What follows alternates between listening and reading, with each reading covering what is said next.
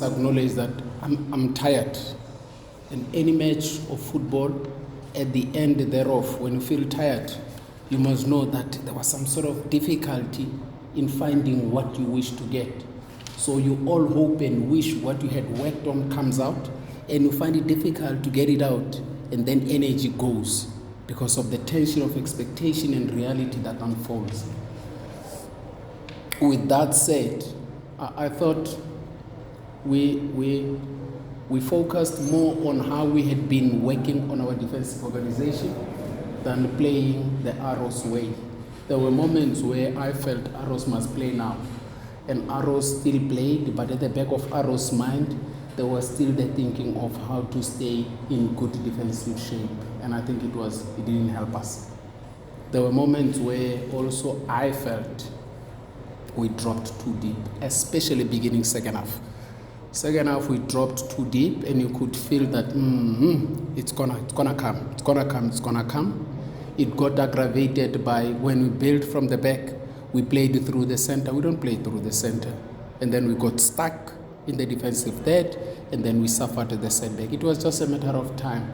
There are certain things in football where you say, I wish to go past this period.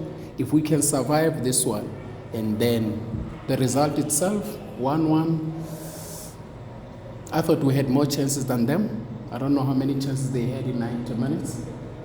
The one that comes clear in my mind is the goal itself.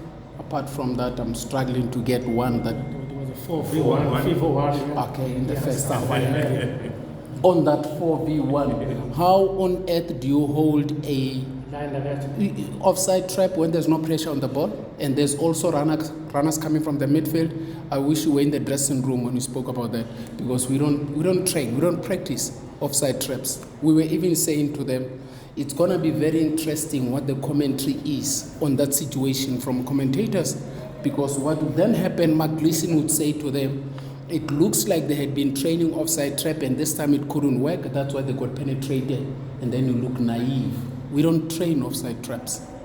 And we had a fight, they rectified it, because it is just pure laziness to hold an offside line worse when there's runners coming from the midfield.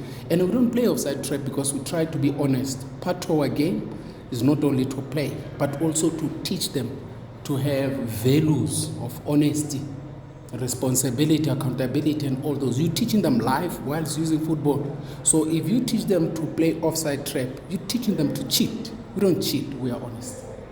Coach Matuba just said now that you were just waiting for them to play. You were reacting in a way. Do you share the same sentiment?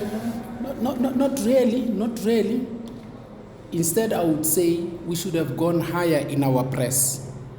Should have been more proactive. And the opposite of proactive would be reactive. Not that we are reactive, but we dropped too deep, and then we allowed them to have the ball. And in that moment, as they are playing, holding the same lines, allowing runners through, I don't know how many offsides they got caught in. Not that we were reactive per se, but I thought we stepped too low. We dragged our line of confrontation far too low instead of going on a high press. When we go on high press, then we know we get benefits because we can press and score. And when you press, you're forcing them long. That's why they had so many build-ups, because we had withdrawn the team a bit, but for obvious reasons. How tough has this 2 weeks been, and how much psychological work have you been forced to do? It's tough, Big Mark. Tough in the sense that the result we got at Orlando, it was a high score. And then you go back and say, we need to rectify this. It can't be. And the same problems we experienced at Orlando, we could have experienced here. But I would be more direct and specific in unpacking the model.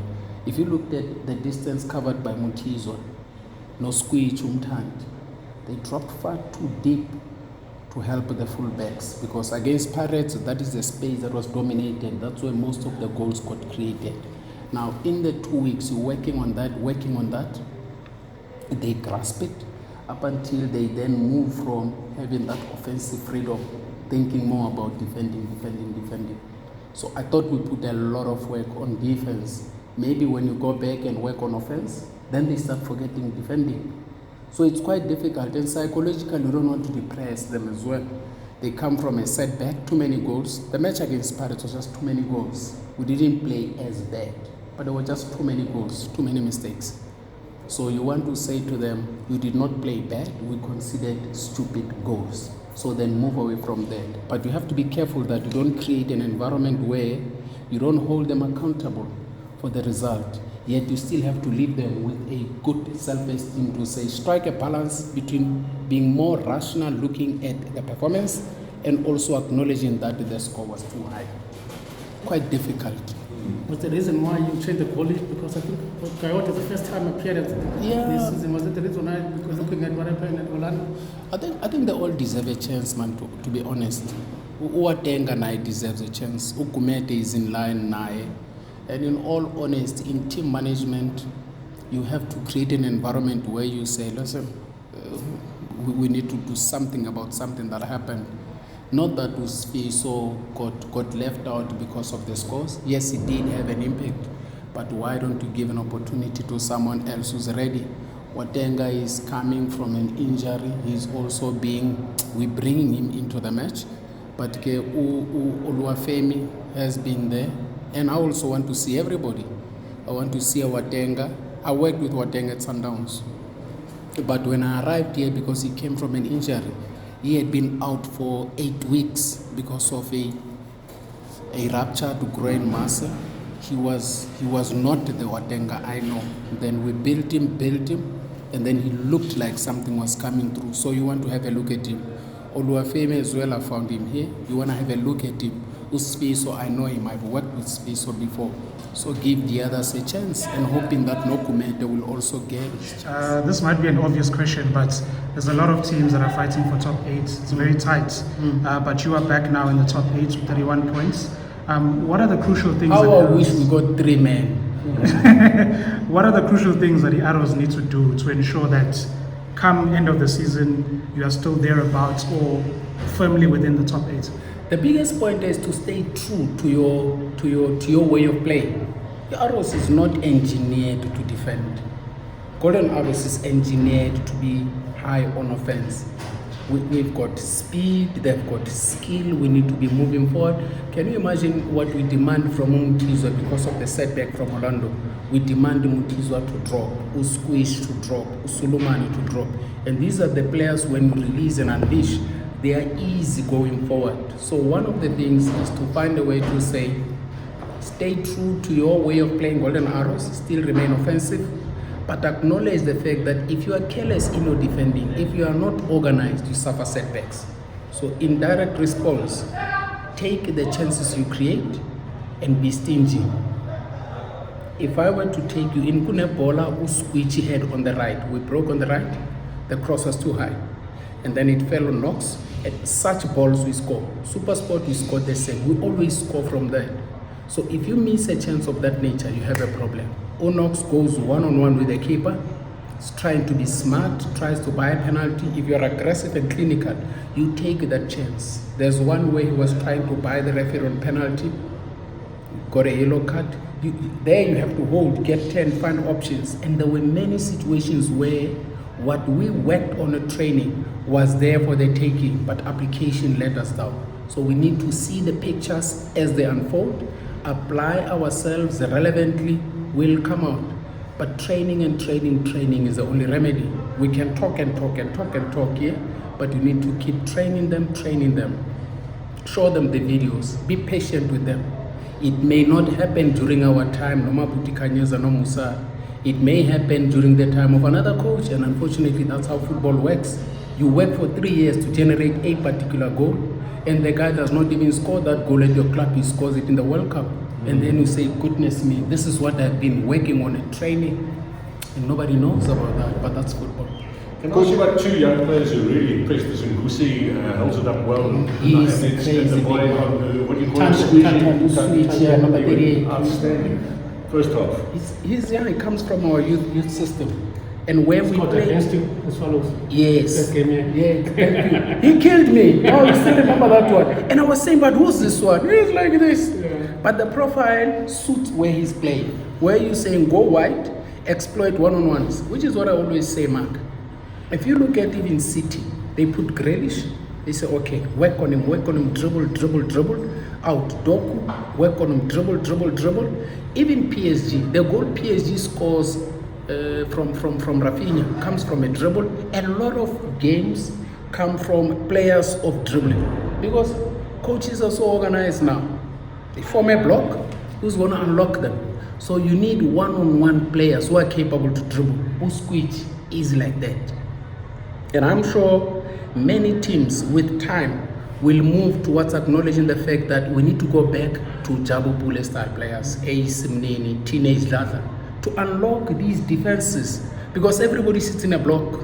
Look at Real Madrid. They sit 10 players inside the box.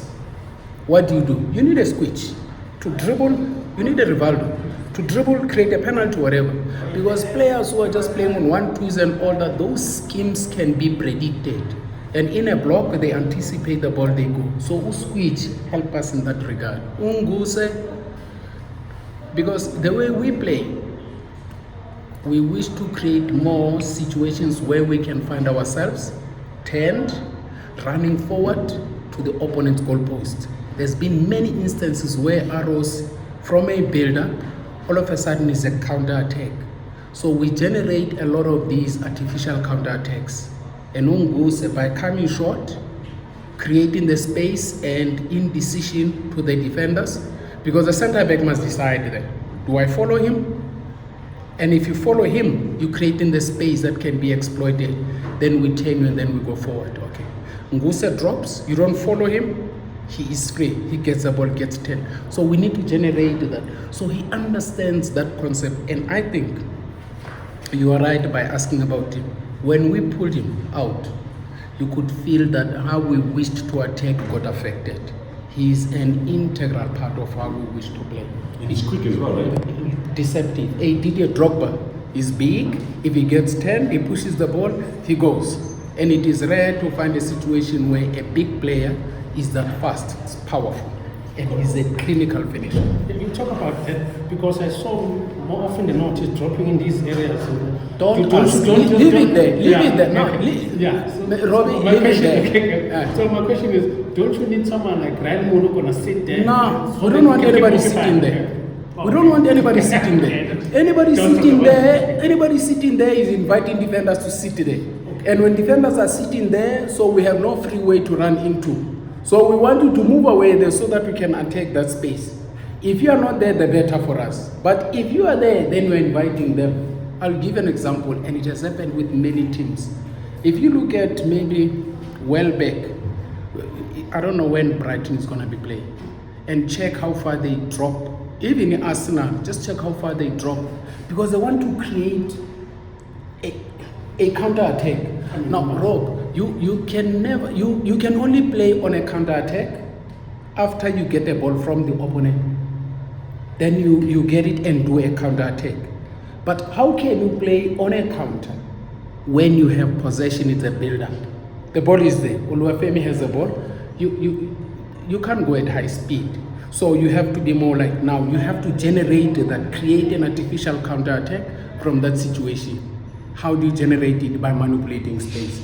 So what they are doing is exactly what we want. What is it doing with it? Opoise is back at training. He's been used as a neutral man. I hope in no time the medics will release him, because there's also a whole line of protocol with regards to return to training, return to play. So he's still now more in the zone where he's training with us as a neutral. Then he will train for competition, to train to be selected, and then he can play. Just the last one. But in no time he should be back. Yeah. Last time Cape Town City, they haven't won, I think, a big match this year. It's your next opponent in Cape Town, yeah. They're all difficult. You know, I was shocked. I was listening to, I don't know, one of the commentators, I was listening to a match. He says Stellenbosch had gone 21 matches. 22. And then I went back, I checked, and I realized the last time they lost was a 2-0 against us, Morogo Solos. Sundowns. Was it September? It was after you beat them in Cape Town. Yes. It was about a week or 2 later. That was crazy, and I'm saying like they're doing so well. So teams in Cape Town, I don't know, they are so difficult to predict. that you look at Iran, Stellenbosch, and nobody can deny the fact that they're doing so well. There's a stage where Eric's team was difficult to beat. Eric's teams were doing so well, and when you look at the table, you say, but what happened, man? Because they've been doing so well, but the tally of points does not correlate with my memory or my anticipated number. So Eric does a good job for whatever reason. I don't know what happened. Maybe after this it's time to go back and look exactly at what challenges are. But the players are the same, the coach is the same, the threat is the same. Sometimes you do have such spells, but you know that they pose a great threat.